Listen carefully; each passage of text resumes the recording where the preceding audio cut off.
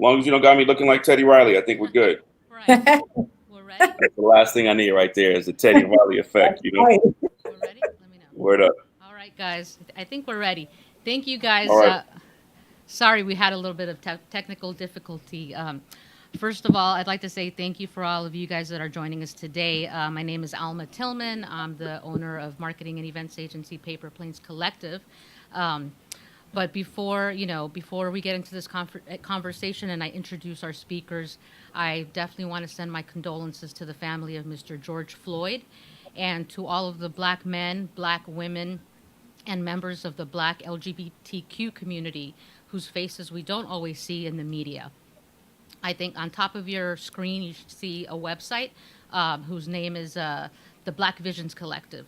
This is a Black, trans, and queer-led organization whose mission is to fight for the oppression and violence of this community. Today's conversation, Anti-Blackness in the Latinx community, is a conversation that I've been wanting to have for a while. It's a conversation that I actually do have, within my circle, but it's also a conversation that I feel that we don't have enough in the public forum, and that I think that we just need to, start this dialogue and have more of these conversations. It's a conversation that's difficult, it's uncomfortable, might even get a little bit messy, but I really believe from the bottom of my heart that it's a problem and that we need to address that. If we're a part of the problem, and if we don't admit that we are part of the problem, then how can we actually be true allies until we deal with, the folks in our own community? Right. So I'm gonna just warn you. I might, not say the right term. I might use Latino instead of Latinx. This is a real conversation. I'm willing to learn. I'm here because I want to do the work, and I want to learn, and I might mess up along the way. So feel free to call me out. There's no other way that we're going to learn unless we do get called out. And one thing to mention too is that when I talk about Black people, I want to make sure that folks know that I'm also including those members of the Afro-Latino community, members of our own community, because many times I think, well, if we don't even include or accept the members of the Afro-Latino community in our community, how can we even start to talk, about the subject of anti-Blackness? So that's definitely something that I want to acknowledge. So given the way that things have just been moving so quickly in the last, day, it seems like things are just changing by the second, I want to let viewers know that we're going to do our best to stick to the topic of the conversation, but if for some reason we veer off into a different, direction, it's okay. This is a real conversation. We don't want to stick to a script. The important thing is that we're here and that we're ready to start this dialogue. So before, we start, I definitely want to introduce our panel of speakers. One of my favorite people. She probably thinks that my husband and I were stalking her because we think we've been following her around the comedy club circuit for about 6 years. She's an activist, activist, comedian. If you have not seen her Netflix special yet, I don't know what you're waiting for. You need to get to it. Miss Ida Rodriguez. Great to have you, Ida. Thank you. Thank you for joining us. Thank you for having me. No, and I don't want to call myself an activist anymore. I'm just a humanitarian. Humanitarian, Ida Rodriguez. And in addition to Ida Rodriguez, this man's credits probably are there's just too many things he's done. They can probably fill up the entire screen of your view right now. He is Emmy Award-winning producer. A couple of the things he's worked on is Cop Watch America, Unsung, and also American Gangster, Mr. P. Frank Williams. Welcome, Frank. Thank you for being a part of this conversation. And thanks for having me. I appreciate it. Finally, last but not least, we have another award-winning PBS documentarian, Mr. Philip Rodriguez. If you haven't seen his film, also The Rise and Fall of the Brown Buffalo, that's another good one that you need to watch to educate yourself. This film made the rounds everywhere from South by Southwest to the March on Washington Film Festival, so make sure that you put that on your list of tools. And let's see, I guess let's get this started.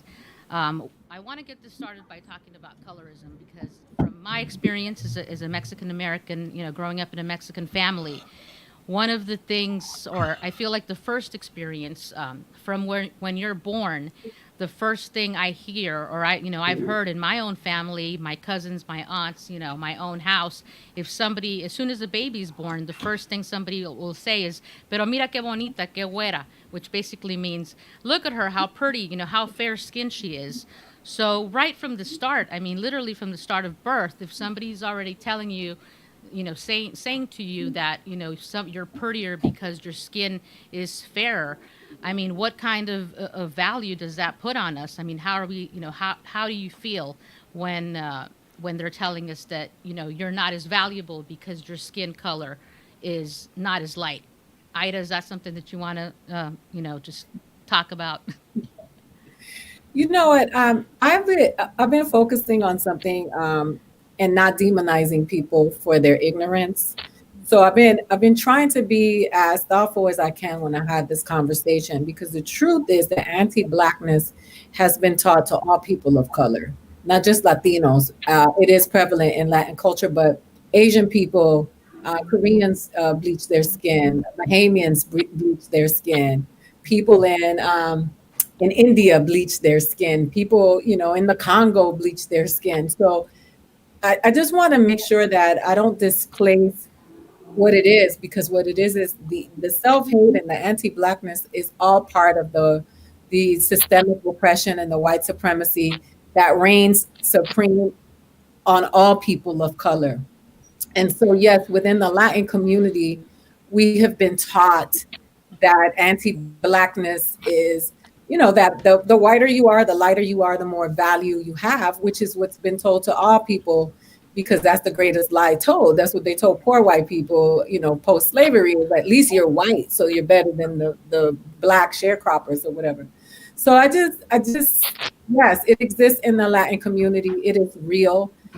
It is something that we are all dealing with, and unpacking our own esteem, because people who are melanated do battle with this reality that people think we're less than because we may be darker. And I'm a fair-skinned person of color. So the darker you get, the more the intense the issues become. And it's unfortunate. It is an ugly and gross reality that does exist in the Latin culture, but it exists in all cultures. Yeah, no, I completely agree. I mean, I love to travel, and I don't think there's been a country that I haven't traveled to where I go into a store, a drugstore, a grocery store, and you go into the section to see like lotion or cream, and there's always a skin fading cream. That's like one thing that I've found from, Latin America, Asia, Africa, everywhere, and it's always something that's very disappointing to see. Yeah, but that whole colorism situation is not just a Latino situation. And as an African American, how light you are, obviously you got more privileges to be in the house or the field. There's a whole hierarchy that goes with all of that. And so, me coming to LA from New York and then the Bay Area, seeing how it activates amongst Puerto Ricans, Dominicans, some of them I'm not Black, I am Black. You want to take on being Black when it's convenient, and that's something that I think, I see the most brownest people I know from New York or even from Atlanta or even the Bay Area. And so sometimes they want to be Black when it's hot and the hip hop song is on and they could be cool. But then when the, situation is different, they may not want to take that heat. So, colorism, I think sometimes depends on, what kind of advantage you're getting from the system, right? Obviously, we all know that this current situation is anti all people of color. So it would be on our best interest to all get down together, because he's definitely don't care about what color you are, as long as it's not his. I think both of you have made excellent comments. Certainly, as Ida points out, white supremacy is not unique to any people. It is a product of colonialism, of the power of certain countries that ruled the world for quite some time and established the United States and established the countries of Latin America. So certainly, to a certain degree, the values, the priorities, the power seeking of the white Latin American is I'm hearing myself, it's nuts, is prized. And certainly the white supremacy has been ingested by lower class people, by more marginalized people, by African Latinos, by brown Latinos. But at the same time now, we're at this point where, I'm so interested now what's occurring. We have this, thanks to you, Alma, we have convened here to talk about where we're going next, right? There's a moment now when I look at the pictures of Los Angeles and people protesting, they are black and brown. I saw a photograph. And very white too. This is the white black protest that I done seen in the history of. I grew up in Oakland, where like the Black Panther Party in real life. This is the most white people and young Latino, non-black people that I've ever seen, coast to coast, Denver, whatever. So whatever's going on, it's definitely beyond a black and Latino situation, which is usually it's generational. It's a generational to a great degree, right? Yeah. These young people have been on the margins, are not been afforded the opportunities of their parents, and that's true with the white people. That they can't buy houses, they're not going to get education without great expense. So certainly, this is an enormous opportunity for the country, if indeed the authoritarians don't wipe everybody out, which I think is their agenda. And we know that the authoritarian is going to take every opportunity at this point. William Barr and Donald Trump and that cohort, I think, will attempt to exploit this opportunity to quell, to quiet. The Chicanos rioted in protested in 1968, 70, and the sheriff of Los Angeles County came in. I made a film about this, and basically roughed them up to such a degree that they went into a fetal position, politically, Chicanos, for 20, 30 years, and maybe until today. So the law and its great force can really warp and condition our minds to obedience to white power. And we have to be very cautious and very careful. And we need each other now. It's very clear that the down whites, the browns and the blacks need each other quite desperately. So we should address our differences. We should address these, residual bad ideas like colorism. But I think we'd best be focusing on our common interests. Right. Yeah, I agree with that. I think our very lives and future depend on what's happening right now. And I agree with Frank. I hold my people accountable all the time. I go on national platforms and I'm seen as a sellout because I'll tell Latin people, if you want Black people to care about the babies in the cages, then you need to care about Tamir Rice. Like it has to be an exchange. And listen, this is a complex issue because when we talk about issues of race in America, which is a very profitable thing, conflict is so profitable. And the people who, as he said, Barr and McConnell and the real demons, even beyond Donald Trump, because Donald Trump is just the puppeteer clown that says all the ridiculousness. It's the lawmakers that we really have to be concerned about. When we talk about this reality, like I grew up with my grandmother came here from Puerto Rico, and I'm tired of saying this story, right into the civil rights movement. She's an Afro-Latina Black lady. She was hosed. She had the dogs chase her. She didn't speak English. She knew what it was. So we were raised always knowing that we were Black people who spoke Spanish. Right. So then it's never been when it's convenient. It's always been, that's your reality based on her experience and her trauma. That was her way of preparing us for the racist America, saying, don't ever think you're special because your hair is curly or because you a little lighter. They will eventually show you what they think about you. Right. So, and then we go into these conversations where people will say, you're not Black or you're not, and then, family next to Rashida Jones or Kadada Jones, and we could be sisters. So we start talking about race from the perspective of a colorism, through a colorism's lens.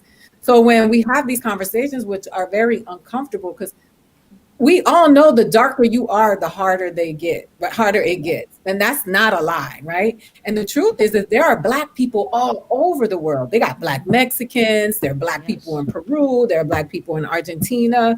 And there's this intermix of people. But we've gotten so caught up in the division. Look at Haiti and the Dominican Republic, right? That's one island that was colonized by two oppressors. And now the remnants of that conflict dwell so much there that we feed this anti-Dominican, anti-Haitian fight that really is, we're so much more powerful together. So Right. I want to just make sure that when I say this stuff, I always want to keep the blame on the people, and without disputing the symptoms. Because I will tell you this: when Junior was murdered in the Bronx, so many Black people came out in his defense, and I thought that spoke volumes to how none of us like to see any of us get unjustly murdered. And we have to start using our voices to speak out. But I do think that a lot of people haven't spoken out. And Frank, and I know I'm going long, but I just want to say this: a lot of immigrants operate from a little bit more fear because they're always being told, you're lucky they let you come here. Right. So when they're not as vocal. Whereas my grandmother came from Puerto Rico, where she was a citizen there as well as here. She did not have to worry about getting deported. But the immigrant mentality is come here, do the work, keep your head down, because it's been embedded in the indoctrination has been different. And Right. so now you see people waking up saying, what do we have to lose? It doesn't matter what we do. They still going to treat us like this. And so I'm glad for this awakening, you know? Mm. Yeah, you make an excellent comment. In the immigrants that come here are some of the most vulnerable members of the society. People that, and this is no apology for any bad faith or bad behavior or bad ideas, but certainly they might be disinclined to participate politically because very often they are not legal. They don't have legal status. They're marginal functionality in English, and they don't know much of anything. I mean, this is almost medieval peasantry from which many of these people from Latin America come here. They are simply not quite equipped for modernity. A lot of these people, like my grandparents, who were sharecroppers, orphans from Mexico, I don't think they had any education, not first grade even. So when they get here, they were terribly uncomfortable, obviously, and they were uncomfortable even with Mexicans. So they lived on the Indian reservation in San Diego because they were more comfortable with Native Americans than they were with Mexicans. So you're dealing with some very kind of people that are entry level to modernity, and to step into a very complex society like this that's moving so fast, that is violent, that is rough, it makes sense that they're going to want to keep their heads down. Right. But what's important is that, I see all of this is that we're all disenfranchised, period. Whether you be an immigrant, whether you be an African-American coming from this deep South, where my grandparents came from, a lot of my friends from New York and here, Caribbean, whatever. And so America has ostracized us all from the beginning, but then it starts to sort of weed you out and place divisions amongst each other. Because, the whole goal is to be successful, to have money, to have the house, the car, the family. You want to be the most light-skinned Latino so you fit in with the world. You want to be the most light-skinned Black person so you can get the best job. So I think they've indoctrinated us all with this whole idea of American success is to integrate and get rid of that. But, as a person who just produced the whole show, Cop Watch America, and has worked as, a reporter in Los Angeles and New York and LA Times and different places, when those police are out there in the field, when I see them, whatever, especially in New York and the Bronx and the BX and Brooklyn and East Oakland, they don't care. They want to oppress all of us. And so sometimes that whole NIMBY attitude, not in my backyard, it doesn't really hit you until it's you getting arrested, until whatever. And so us together, stronger, Black, Latino, Asian, whatever, is a way better plan. But we have to get through all of our own issues separately to come together. And I think that I was just talking to Dougie Fresh today, and we were talking about trying to figure out what are the actionable items. I come from the Black Panther Party. It's like, I'm not with the hoodies. We got shotguns. And so we're like, where's the sickle cell anemia community house? Where's the actual voting? How are you going to get people in office? Like all of this, I'm watching it right now on KTLA, and they're all moving, but what's the point after this? So to me, I really hope that we're able to think about how we're better together and how we've all been oppressed. You know what I mean? And I think we're so in a rush in our own little worlds, our little Black cave, Latino cave. You know what I mean? Well, I'm from Dominican Republic, or I'm Puerto Rican. When you get to New York, they don't even want to act like they're Black. And I'm like, all y'all Black. You might just be from a different corner of the Blackness, but in some respect, we're all the same. So that's what I'm pushing, man. And I'm hoping that out of this situation, this tumultuous global situation, that we get more unity instead of, disunity. I agree. But all it means is the boat stopped a little early. And so a lot of people don't realize that, like my grandmother's grandmother was a slave. Like it wasn't even that far removed in my family that, they spoke an African tongue, which is where we get our Santeria from. It's like the music that we listen to, the congas that we listen to, like all the stuff that comes from the motherland. And do you think that there's some Latino people, and I've seen this in Asian people because I grew up in Oakland mostly, and there's a humongous Asian population who I always saw, Asian, Cambodian, Vietnamese, whatever. They thought that we were better than the regular Black people. So like an immigrant, like sort of hierarchy. Do you think that there's some Latino people who are like, I want to make it in America, so I don't want to associate with anything of color? Yeah, absolutely. It's so it's funny because I remember there was a time where a professor told me that Mexicans and Puerto Ricans are always looked upon as speaking the worst Spanish. So like they would do, and they were like, you guys are at the bottom. And I posted some signs from during the Jim Crow era in America where they said no Mexicans, no Black N-words, no Puerto Ricans, and no dogs. Right. And there's all the bad people on Donald Trump's not getting a Christmas gift list. Yeah. Right? So that there was a list of them. And so the funny thing is that, yes, like Puerto Rico, we do it to each other. Like Puerto Ricans in Puerto Rico, some of them look down at Puerto Ricans in the Bronx and say, those are not like Puerto Ricans. They don't speak real Spanish. Mexicans will do it to the American Mexicans. Then you have it within the different groups. You have Costa Rica and Nicaragua constantly in conflict, and they're not like us, and Colombia and Panama, because Panamanians can be darker. I always say that colonization was the greatest mindfuck of all time because it just kept this. We do the jobs for them. When we do this to each other, they don't have to do it for us. So if we're not careful in this moment, we could very well end up in these cultural wars that just feed white supremacy in a way, like Black and Mexican people fighting in Chicago right now. If we're not careful, then we will repeat history and we will be right back in a place where when they deploy the military to come get us, they're going to come get us all.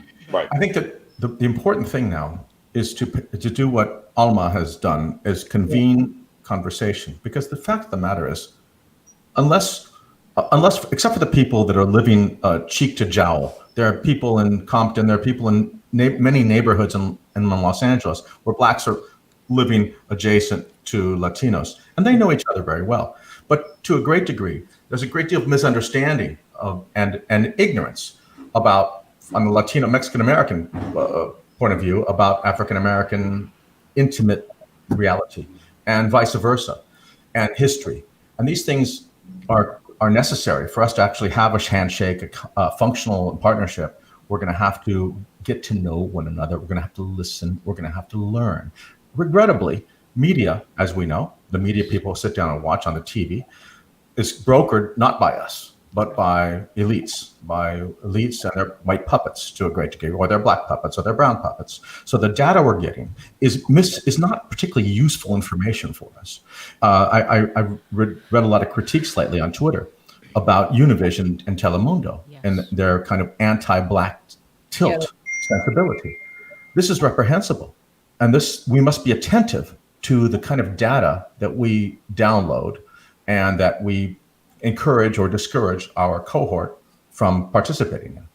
Yeah, I spoke out against them because a lot of the media was from Telemundo and Univision were scaring the Latinos that were listening, and they were really demonizing the protesters, where the movement had been co-opted by even alt-right white people who were going out, giving bricks to young Black people so that they can throw, and then driving off in their cars. And it's the anti-Blackness within. I mean, you have to understand that the people who what people don't understand, and I guess this is the conversation that we can have, is like being from the East Coast, people call Latinos Spanish, and they'll say, you're Spanish. No, Spanish people were our colonizers. And Right. Spanish is our colonizers' language, because Puerto Rican, the native tongue in Puerto Rico, one of them was Arawak of the Taino natives. It was the First Nations people, which is probably a language that in Mexico they had various tongues of the Mayas and the Aztecs, because we sit down and have these conversations. We're not Spanish. We were also colonized. And without disputing or doing the oppression Olympics and denying the horrific history that America has with its treatment of Black people from the time that they kidnapped them from Africa and brought them here and continued to oppress them for 400 years, that which is undisputable. It is also undeniable that America also has done that to all the people of color, and France did it to Haiti. And you think about the Dutch oppression, like people were just colonized by different people and had their, they would tie babies to the back of horses in Puerto Rico and in Cuba and the Dominican, and drag the babies until the babies died. Like it was just an awful experience for all of the people who were colonized. So without disputing how horrible it was in America, we have to understand that this generational trauma of oppression exists in all people of color. Right. And it shows itself in the ugliest ways, because now everybody wants to disassociate themselves from the very thing that they associate with the trauma.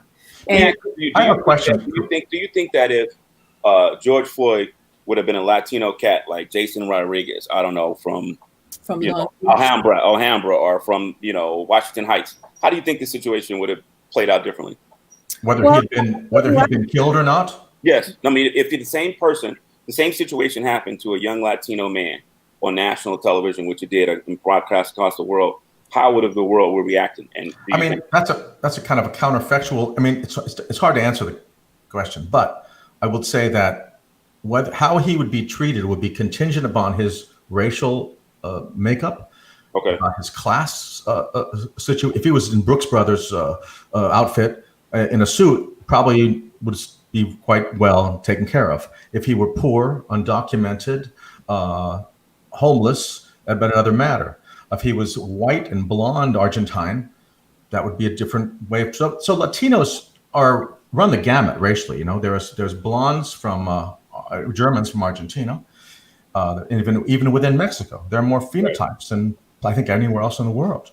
So a Mexican, what is a Mexican? I'm brown, Alma's brown, but less brown. And there are the guys like Alfonso Cuarón, they're celebrated filmmakers, they're completely white, with completely white lives, with completely white priorities. So there's not a race. Mexican is not a race, right? It's a nation made up of very many peoples, certainly with an overriding hierarchy. But I think, Frank, to be fair, I think Mexicans would get a bigger break than that young man, African-American young man, got.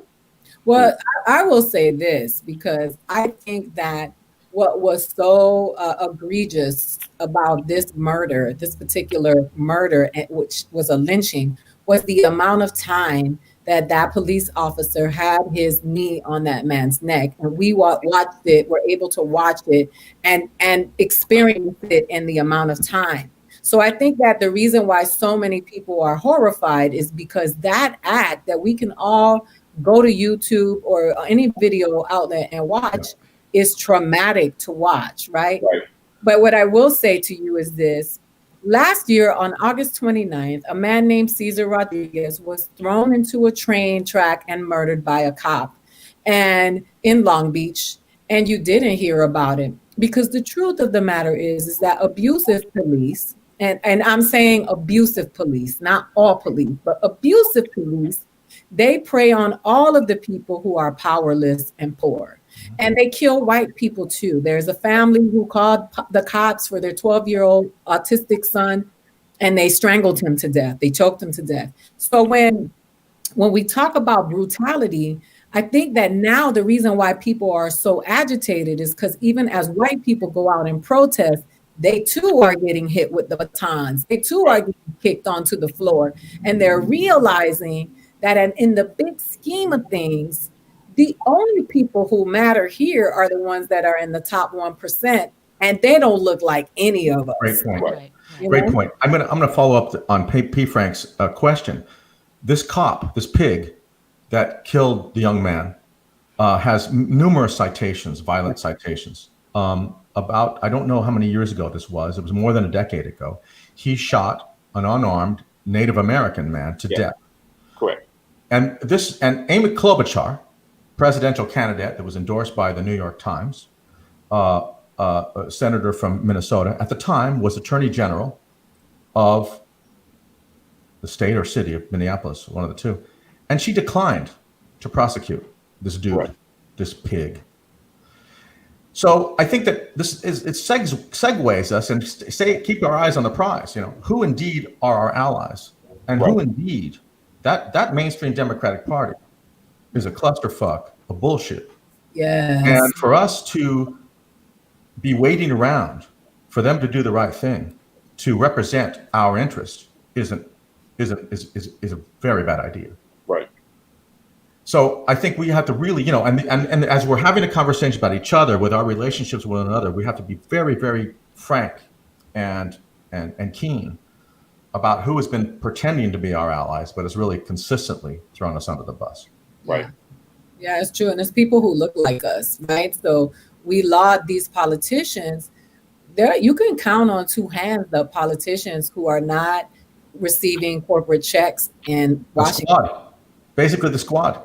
I mean, I'm a proud West Coast California guy, and I don't have New York envy whatsoever. But that you have AOC over there, and we've got basically a mostly corporate sellout brown politicians here, is something of great concern to me. Right. We need a new generation like AOC that has an understanding of colonialism, of structural racism, sexism. We need a much more woke elected official group to represent California's interest. Yeah, I agree. Because the people think that because there's so many liberals here. So yeah, we have Liberals. within the government itself, all skin folk ain't kin folk. So we're battling. Everybody has capitalized on the oppression of people of color, including people of color. And that is why I speak so loudly. We cannot be complicit in watching other people of color being oppressed. Right. I was appalled when Donald Trump said that immigrants from Mexico were rapists and murderers. I didn't have to wait for him to throw paper towels at Puerto Ricans during a hurricane for me to be appalled. Right. We have to take ownership over ourselves and each other, because our very well-being and future depends on it. Because this man is speaking straight out of the dictator's handbook. And the things that you're watching with journalists being beat down is showing that they are trying to quiet the media. They are trying to quiet the American. They are violating our constitutional rights daily. This out of control military police state that we are dealing with is, it happens. It's mass hysteria. And people think that we're being dramatic when you say that's what happened during the World War II and with the Holocaust, but that's what happened, mass hysteria. How could you put a baby in an incinerator? Your mind has to be gone. And so we have to combat this. And so George Floyd's murder has to matter to every single Latino in this country, because the truth of the matter is that we belong to each other, and they do not see any of us as different. It is only us who are focusing on that. They are looking at us as we are all like the districts in the Hunger Games. They don't look at us as any different. Right. Alma, did you have another question? Yeah, I was going to say, I know we spoke about the role of the media.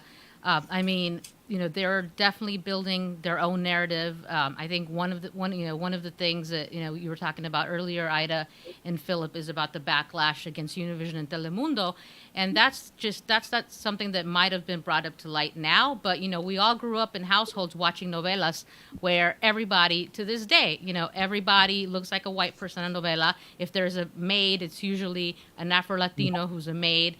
And I mean, that's another reason, like growing up watching those images. But now I really feel like it's up to us to call your parents. You know, I had a conversation with my mom probably yesterday, the day before. I try to have it on a daily basis where I inform her on the fact that the media is showing us the images that they want to show us. They're not showing us the real thing. I mean, I have a number of friends that have been on the front lines protesting. And what I hear over and over is that this violence didn't escalate until the cops showed up. So why aren't we watching that on TV? Why don't we see those stories? Why is it that we don't see the white kids that are looting? We continue to see images of black and brown people, but they're not showing the white kids that are looting. They're calling certain people by a certain name, certain people by a different name. And I think, you know, the media plays a lot into this. And one of the things that we can do to stop this is call our abuelo, our mom, and let them know, look, don't listen to Univision and Telemundo. Like, seriously, these are the news. This is what happened today. Like, get your facts straight. I mean, I'm guilty. I look at the news and I sometimes just react immediately. Yesterday when I heard about this, what was it? This, you know, whatever. I mean, he does something every 5 minutes, so I can't even keep track. But the whole thing about him bringing in the military, I mean, I freaked out immediately without getting all of my facts straight. I reacted, and I'll be honest with you, I even thought that, you know, maybe this conversation shouldn't be had. But after I went home and collected my thoughts and really thought about what this day was about, I said, no, we need to have this conversation. We can't wait. We need to have it, and we need to have it now. So any thoughts on the media? In that, you know, I was a reporter at the LA Times in the 1990s. And after that, I worked at The Source in hip hop music. And so I saw how media has changed over the last, you know, being a newspaper reporter in the 90s. The social media and the ability to shift the narrative from what's been given to us, I think is a welcome thing. To me, when I saw Ahmaud Arbery, nothing would have happened with that without the social media global push to do that. When the officer got charged, even if it was third degree, and legally it's a tough thing to do murder, so they might have did that just in case, you know, they just want to get him in jail. But what I'm trying to say is I do think that there is a global shift in us being able to shift the narrative from the media and people not believing the media in a totalitarian sort of way that they used to. You know, even the white media watching Donald Trump were appalled, but at the same time, this is the same media who watched a white woman walk out of the Cheesecake Factory, and the anchor said, well, I don't know where she got that from, because they don't want to believe that a young white man and that a young white lady is going to go walking out of the Cheesecake Factory with a cheesecake and saying, well, I don't know where she got that from. They don't want to look in the mirror and see that. So what I'm saying is I do believe that things are getting better. As the person who saw when the media I literally witnessed the headlines being written by my copy editor. And I would write one story about a shooting in South Central, and it becomes about a whole racial situation. You know what I mean? So I just think that this is the time. If there's ever been a time in our history where we can shift the narrative, have more control. And, you know, I was talking to some of the younger activists, because on the Cop Watch show, I work with both sort of older Cop Watch activists who patrol the police and a younger generation. And the whole be patient, wait, it's going to get better. They're not with that shit. They're done with that shit. They're like, we're bum rushing, we're doing something now. So I do think that there is a shift. They can create their own hashtags. They're out there doing their own videos. They're out there not waiting on the media. They're out there showing you videos of the rocks being planted or one white kids or Antifa or whatever. So I am thankful that things are getting better in media. I couldn't agree with you more. It's a great insight, to be frank. I think that social media has made many things possible. This conversation is a product of that. The Black Twitter, for me, has been revelatory. I've learned a great deal by following Black intellectuals and journalists, and it's going to make its way into the mainstream and change the mainstream. However, the master narrative of this nation is pretty enduring. White supremacy is built into the. You mean the guy with the Bible who claimed probably have never read that Bible? I mean, of course. I mean, and all the people that believe him. You know, 60% of white men voted for this piece of shit. Come on, man. 52% of white women voted for this piece of shit. Come on, man. You know, wow. It's there's a lot of retooling that we're going to insist to have to, and we can't make them change. Right. But well, if you had years of white, if you was benefiting and you could get it, shit, I wouldn't give it up either. Why would I? I always say that to people. Shit, you know, I don't know. Remember when Eddie Murphy was white on the subway for a week.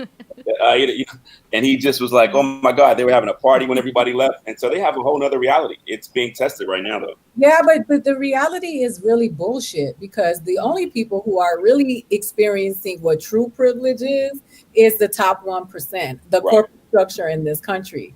And that's why that saying rings so true. When you're accustomed to privilege, equality feels like oppression, because nobody is trying to take anything away from white people. Nobody's trying to take anything, even no matter how much they tell you that these immigrants are coming here to take your jobs. When they deported those immigrants from the farms, they were crying about not having crops because nobody would go out there and do what the immigrants were doing. So it's all bullshit. It's like nobody's trying to take anything away from you because they want their just due. The people who are taking stuff away from you, you never see them. It is the trillionaires that we have now, which is ridiculous to say, the misdistribution of wealth in this country. We have billionaires who have built their empires on the backs of slaves in this country. They have built all of their wealth, when you talk about food and crops, on these immigrants who are out there dying in the sun with no health care, doing the work so that you can have food on your table. So when people spill that narrative that they don't want to give up what they believe is rightfully theirs, go talk to the First Nations people and tell me how much they think this is yours. You came here. This is appalling to me. And when people are like, oh my God, what are you doing? This is raping and pillaging. Yesterday was the anniversary of the beginning of the massacre of the Black Wall Street. It was May 31st. So when we sit here, we talk about, the Mexicans in internment camps, Japanese people in internment camps, what happened, the Trail of Tears. When you talk about this stuff, it's amazing to me that you feel like somebody's taking something away from you, when the people who are taking the real shit away from you are the people that you blindly worship and want to identify with, and they would not throw spit on you if you were on fire, because they're elitist and they don't associate with you because they see you as trash. So when you have these conconversations, I step away from it, because those three incidents, farmers for Trump, when they fucking deported the immigrants, then the signs went up saying we need food. Eat. That's what you get when you deport the people that'll do the work that nobody else wants to do. I love that you mentioned Trail of Tears, Tulsa Massacre, Manzanar, the internment of the Japanese Americans. These are seminal events for us non-whites. These are things that we remember. Nevertheless, commercial media, on the other hand, has advertised other traumas, has perpetually reminded us of the Holocaust, of Hitler's destruction of the European Jews, which of course is atrocious, terrible event in history. Yet some group's suffering has been privileged in the narrative of the country, and our suffering and our trajectory has been ignored. And it's up to us to go back, which is why I make documentary films, because I feel it's vital to inform my people and America at large of the good shit and the bad shit that we've been through. Right. If not, our young kids are just going to be watching crap, consuming fantasy, and not be engaged and have any traction to build the future with no sense of history. Yeah. Because if you don't know where you come from, then you can't know where you're going. Right. And so that's they taught the Wall Street, Black Wall Street, that massacre didn't hit it didn't hit curriculum until the 90s. So they were denying that for 70 years, right? Or omitting it. So it's just like, like they're telling Black people, don't go out and destroy the buildings that were built on free labor from their ancestors. Right. It's amazing to me that they're like, it's how dare you tear up our shit. We built this shit. Well, that's that white Judeo-Christian sort of like, wait with a Bible and hopefully things will change. And if you don't let them beat you up with some batons, it's going to get better. But I will say this again. I do think that there is a generation of young people who are the most sort of fed up, and they're Black, they're Latino, they're white. And as a father of kids who are 15, And, Dougie Fresh and I was just talking. He's a good friend of mine. He has 6 boys. And one time I was with him and he was about to go perform. And his son was just like sitting in the room, one of his youngest sons. He refused to do anything, wouldn't even go out and sell merch because he's not connected to any sort of hard work. Some of these kids have not had to deal with the racism that I dealt with in the music business, ours, or in the media. And so there's a disconnect for stakes. There's no stakes in their life. Everything is available right here, right? And everything is easy. And so I do think that a lot of them now are seeing a level of racism because of the xenophobia and sort of narcissist fascism that's, shaking the country. They're like, oh, damn, things are bad. Oh, shit. It's not a party. It's not, let's get lit and make a rap video. You know what I mean? I think that there's a connection in this generation that I just, I haven't seen. And I think that the stakes now for all of us, Black, Latino, anybody of color, and even if you think you're Asian and going to get away with this because you're working hard in the American dream, or you're, a Latino family, you got 5 people in the house, you're all working and you're trying to live that American dream. What happens when somebody in your family gets killed and you're on the front lines? Are you going to hope that me and my community are going to step up and work with you too? So, it's gumbo. I think we got to make gumbo as people of color. Everybody got to put something in the pot and, and add it all up, and then hopefully it will taste good. Because that's the only way it's going to really work, in my opinion. And speaking of, working together, I mean, in the 1960s and the 1970s, you had the Black Panther Party working together with the United Farm Workers. What are some of those tools? Maybe I'm going to direct this question to you, Philip.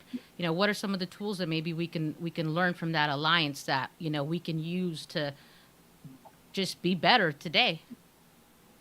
That's a tough one. I don't want to romanticize the between, let's say, the UFW and the Black Panthers. Those are both very disparate operations with some intersection, but pretty marginal and meaningless. We have different tools now. As P. Frank noted, the social media business is a game changer. We're no longer dependent upon data interpretation from the elites, that we can do our own interpretations as we are doing here and share them and disseminate them to young people. Now, the challenge, I think, is to make history analysis, news analysis, which is a complex thing, digestible for young people who have increasingly shrinking attention spans, right?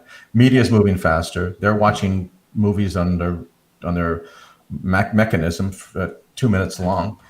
And so we have to figure out how to, people like me, got to figure out how to make complex issues, history, matter to them, and them want to watch it, right?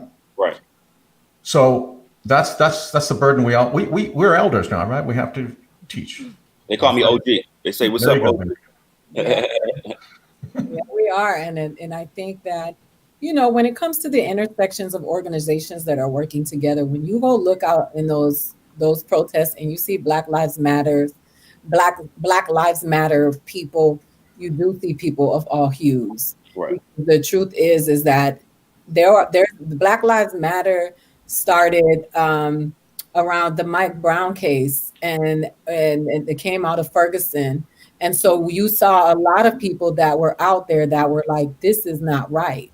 Right. The problem is that when you focus on social media, and you'll see the Tommy Larens and the Charlie Kirks, and you see all these extreme people who have a platform, you are led to believe that because they have a lot of followers, that they are majorities in this country. The problem is a lot of the people that have the bullhorns are the biggest idiots. And you can never let yourself think that because a person has 1 million followers, that the world is gone to shit, because there are a lot more people on the planet that are good than there are bad. And that has nothing to do with whether they're ignorant or not, because everybody, how many of us as people of color can say we have PhDs in our lineage and people who had the benefit? My grandmother was an immigrant that came here who couldn't read, and she was selling door to door so that I could go to college, right? So when we sit here and have these conversations and we think about the people who are amplifying the conflict, we can't let them gaslight us into believing that they outnumber us, because the reason why they keep giving them the spotlight is because they want them to dominate the narrative. But the truth is that those alt-right people and those all those extremists, all the extremists, wherever they are just that, and they are not a majority, because the majority of people are too busy working to survive to be on fucking Twitter. Right. They don't have time to be tweeting all day. I want to reiterate something you said, and I think that the role of Black Lives Matters is enormous. I think they have informed the society in a way that's been so effective, without a lot of money, without any corporate dollars. This is a grassroots organization. I think Colin Kaepernick has done a great service for informing the nation about it and being persistent and consistent and throwing his money where his mouth is. I think the Bernie Sanders campaign reintroduced class analysis into a society in which the idea of rich exploiting the poor had almost been forbidden to discuss. Right, okay. I think the reintroduction of that discourse was, even though he was wiped out, that candidacy came to naught, he left a legacy of how young people can think about the things. Right. And that matters a lot. Patrisse too did a lot during when we saw the horrific reality of immigration phase 2 in America, because we like to pretend that this shit just started. And, under the Obama administration, a lot of people were deported, and there were, because we romanticize our politicians and our administrations. But if we look at history, there hasn't been, an administration that's really been kind to people of color. So when these people are saying they want to get back to the way it used to be, as a person of color, I'm always like, what exactly are you trying to get back? Right. We're trying to move forward. There's nothing more pathetic than Obama nostalgia. Right. I mean, that under Obama and Holder, right? That's Black Lives Matter mushroomed under the first, quote, Black president, right? So there's nothing for us going backwards. Well, I will say this, though, as again, I don't want to be a broken record, but literally watching the Black Panther Party as a child, and the motto of the Black Panther Party is power to the people. It doesn't say power to Black people, power to Latino people, but if that's what you're doing, then there's power to all of those different groups. And so, I will say that watching some of these community groups, especially the police brutality activists that I profile in different cities, they start with a local situation and then go global. So if we're looking for solutions or real-time things that we can give to whoever's watching this or record this and put this out, think where your hood is at. If you're in the BX, if you're in Atlanta, if you're in Dallas or whatever, work in your neighborhood to try to get things better and work with those coalitions, different people of color, and then work together and get your neighborhood, your judges. Jackie Lacey, if you're not happy with the DA, in LA, they're very unhappy. They're trying to get rid of her because they said she hasn't prosecuted any of these officers. So they're trying to make a change in LA. So that's what I would advise, is to try to make sure that you understand. George Floyd happened in Minnesota, but there's a George Floyd in your neighborhood that you may not know about and how to change that. So that's what, to me, I'm about solution. And so I'm hopeful that this moment won't just be a moment for the media to make a bunch of money, because MSNBC, NBC, ABC, they're making a grip of money, 24-hour coverage. They're talking about it. They're making fear hysteria. They're boarding up all these buildings all over the place. As Ms. Rodriguez said earlier, they're making a gang of money off of racism and brutality. Even coronavirus. Look at all of the money that Jeff Bezos was making. $10,000 every 10 seconds, right? Capitalizing on conflict where Black and brown people could not get the healthcare that they needed. And then our healthcare workers, look at all the bullets and all of the ammo that the police officers have to combat protesting citizens who are unarmed, right? They didn't show up like that in Michigan for those white people that were threatening the lawmakers and the politicians in Michigan. They didn't show up for them like that, but they showed up for Black and brown people and white people who have no weapons.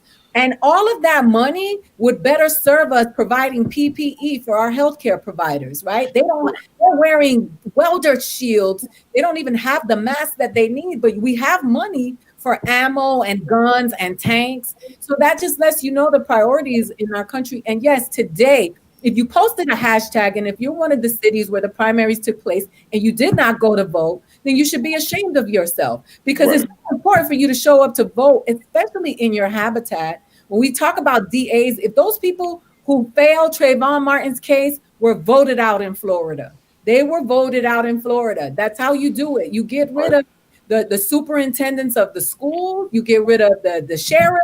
You get rid of the DAs. That is how you change your environment, because those are the people who directly affect your everyday life. Donald Trump is a clown. Vote, learn, speak. Don't be afraid of conflict.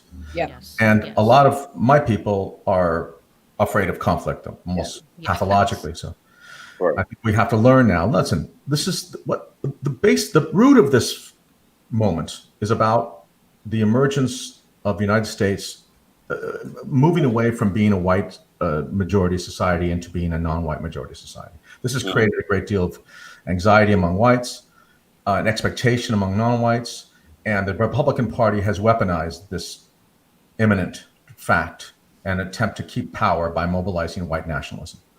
So history is on our side.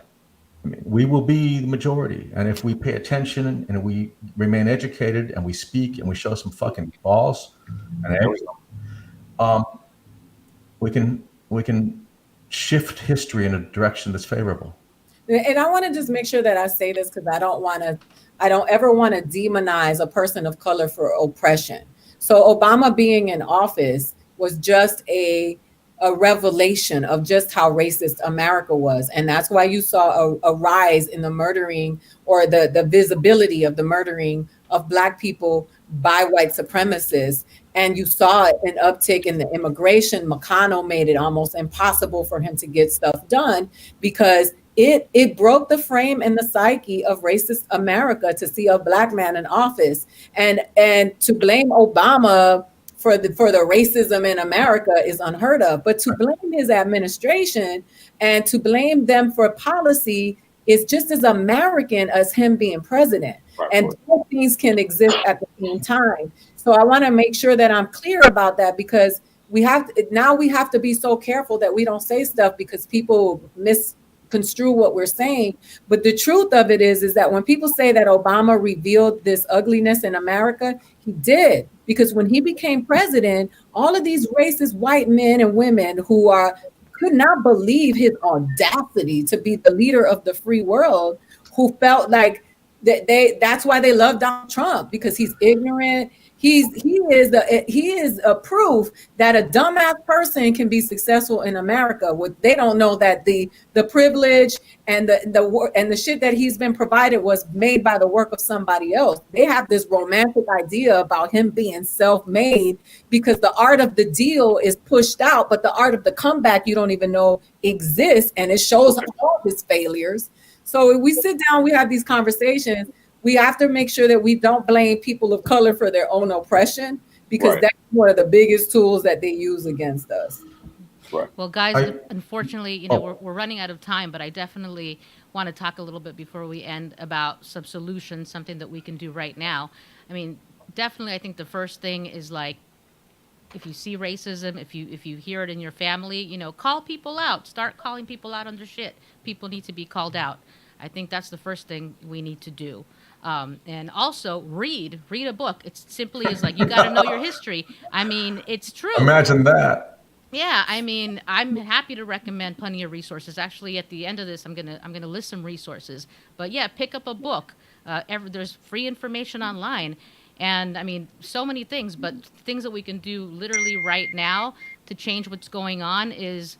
I was on a call yesterday with Black Lives Matter that Patrisse Cullors led.